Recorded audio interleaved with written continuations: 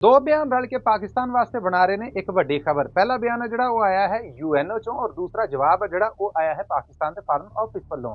UNO दे विच काम करदे ओ माहिर जिहड़े दुनिया भर दे विच इंसानी हक्कां वास्ते इंसानी हक्कां दे पद्धरां वास्ते बयान दिंदे ने। उन्हां दा आखना है कि पाकिस्तान 'च ताज़ा तरीन गिरफ्तारियां ਜਿਹੜੀਆਂ कि कोयटा कराची और इस्लामाबाद 'ਚ ਹੋਈਆਂ और उन्हां बीबियां ਦੀਆਂ ਹੋਈਆਂ ਜਿਹੜੀਆਂ खुद ਨੂੰ ਬਲੋਚ ਯਕਜਹਿਤੀ ਕਮੇਟੀ ਦੀਆਂ ਪ੍ਰਧਾਨ ਗਿਣਦੀਆਂ ਜਾਂ ਮੈਂਬਰ ਗਿਣਦੀਆਂ ਨੇ। ਉਹਨਾਂ ਨੂੰ गिरफ्तार करना पाकिस्तान ਵੱਲੋਂ इंसानी हक्कां और अपनी आवाज़ की आज़ादी है जिहड़ी ਉਹਨੂੰ ਮਿਧਣ ਦੇ ਬਰਾਬਰ है।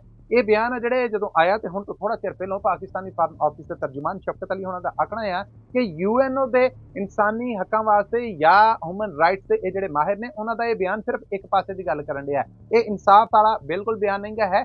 ਅਸੀਂ ਉਹਨਾਂ ਲੋਕਾਂ ਦੇ ਖਿਲਾਫ ਕਾਰਵਾਈ ਕਰ ਰਹੇ ਹਾਂ ਜਿਨ੍ਹਾਂ ਨੇ 33 ਅਤਗਰਦ ਜਿਨ੍ਹਾਂ ਨੇ ट्रेन हाईजैक की ਉਹਨਾਂ ਦੀਆਂ ਲਾਸ਼ਾਂ ਜ਼ਬਰਦਸਤੀ ਇਹਨਾਂ ਨੇ ਖੋਈਆਂ, ਹਸਪਤਾਲਾਂ ਦੇ ਉੱਤੇ ਧਾਵਾ ਬੋਲਿਆ ਗਿਆ, ਪੁਲਿਸ ਦੇ ਉੱਤੇ ਫਾਇਰਿੰਗ ਕੀਤੀ ਗਈ ਔਰ ਜ਼ੋਰ ਧੱਕਾ ਜਿਹੜਾ ਉਹ ਕੀਤਾ ਗਿਆ। ਕੋਈ ਵੀ ਆਪਣਾ ਹੱਕ ਆ ਜਿਹੜਾ ਉਹਨੂੰ ਕਿਸੇ ਦੂਸਰੇ ਦਾ ਹੱਕ ਖੋਹਣ ਵਾਸਤੇ ਅਗਰ ਵਰਤਦਾ ਹੈ ਤੇ ਇਹੋ ਜਿਹਾ ਅਸਲਾ ਜਿਹੜਾ ਇਹ ਇਨਸਾਫ ਨਹੀਂ ਹੈ।